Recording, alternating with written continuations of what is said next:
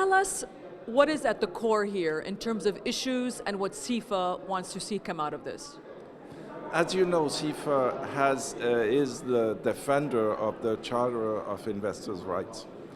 And in the actual financial turmoil the world is living, we have to speak the truth so that the investor knows what is going wrong and what potentially could go right. And this without political interference or without interference of any financial lobbies. And then in terms of, I think one of the key things that I'm understanding is there was a lack of knowledge or accurate information sharing from investor to client, right? And also the lack of accountability. As the one gentleman said, we don't see, for example, Alan Greenspan behind bars. What is your take on information sharing on very accurate and practical terms within that brokerage, right, transaction, and accountability? Well, the first thing we have to do is make the governments aware that there are serious lacks in regulation or that the regulation is not adapted to the products that are on the market. And the second phase is to alert the investor on the toxicity of certain products that are on the market.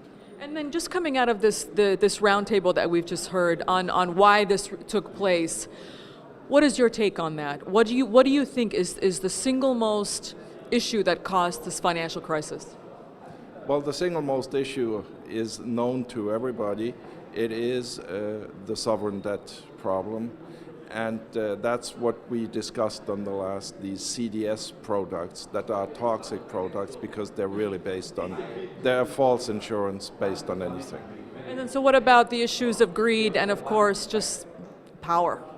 Well, greed, power, that has been part of the human nature, and that's why we have introduced yesterday these new elements, and we had our Buddhist friend Mathieu Ricard, who came and presented us with new ideas how to make our brain function so that these elements will be reduced in the human reasoning. And then what's best case scenario to come out of this forum and for the future of investments?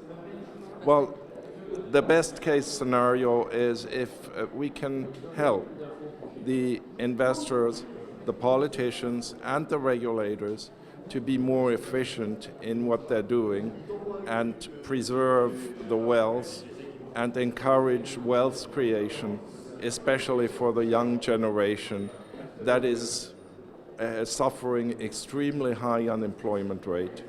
And these high unemployment rate are also the issue and the problem that results from a deficient financial market.